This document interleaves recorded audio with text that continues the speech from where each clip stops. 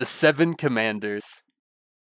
Knowing that the Overseers manipulated the universe by using the Transcendents as their proxies, the Black Mage sought to remove their influence by creating a world without Transcendence.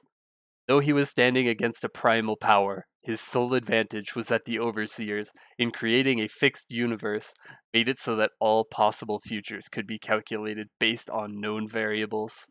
Though some mortals possess the ability to see fragments of the future, the Black Mage was able to take advantage of the fixed variables in the universe in order to divine all of the countless futures. In this way, he could manipulate events to ensure that his plan succeeded. Because of the laws governing the universe, Transcendents were incapable of destroying each other or themselves. To circumvent this, the Black Mage amassed an army of monsters and gathered 7 commanders to lead with him. The spirits of darkness, Orchid and Lotus, became his twin wing masters, to whom he also granted the power to manipulate gravity. The king of spirits, Guaru, was corrupted and turned to evil. The Red Witch of Aswan, Hilla, was the most beautiful and powerful shamaness of Aswan. As she continued aging, she feared losing her beauty and power. When the Black Mage came to recruit her, she betrayed her kingdom in exchange for eternal beauty and the power to resurrect the dead. The Nova Warrior, from the world of Grandis, Magnus, arrived in Maple World from the interdimensional portal of Grandis. In exchange for becoming a commander, the Black Mage gave him power and healed his injuries he had sustained at Kaiser's hands, as well as extending his lifespan after Darmor's treatment shortened it. The high priest of the goddess Rhine, Arcarium, was once the most devout of the goddess priests, until he had a vision of the future in which the Black Mage would reign victorious. Choosing to serve the winning side, he swore his loyalty to the Black Mage. The Lion King of Elnath, Von Leon, was a wise man who ruled Elnath benevolently, alongside his beloved wife, Ifia. As Elnath was perpetually covered in snow, the kingdom was comparatively poor, though its people were happy. When stories of the Black Mage's destruction began to spread, the anti-Black Mage coalition was formed. The coalition approached Von Leon and requested that he join, but Von Leon refused to involve himself, as he didn't want to create a target on his kingdom, believing that the Black Mage would leave them alone since their kingdom had little to offer. Taking his refusal as a sign that he had sided with the Black Mage, the coalition stormed his castle, resulting in Ifia's death. In despair, Von Leon sold his soul to the Black Mage in exchange for the power to exact revenge on those who destroyed his kingdom and his true love. The demon, having realized that the Black Mage was planning to destroy Maple World, swore his loyalty in exchange for having the Black Mage promise to ensure the safety of his family. He soon ascended in power and became the Black Mage's most loyal and powerful commander. With his commanders gathered, the Black Mage gained the forces needed to battle the other Transcendents.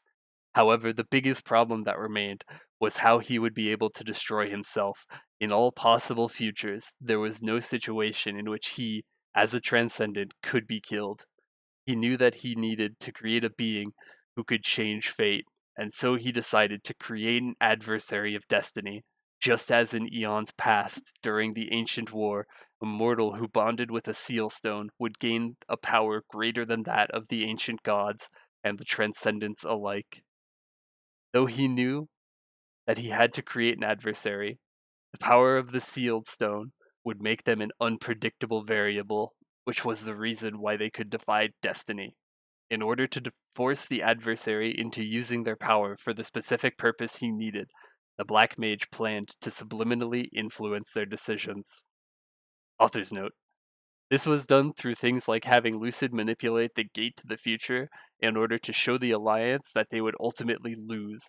Because of this, the Alliance became all the more determined to find a way to change the future.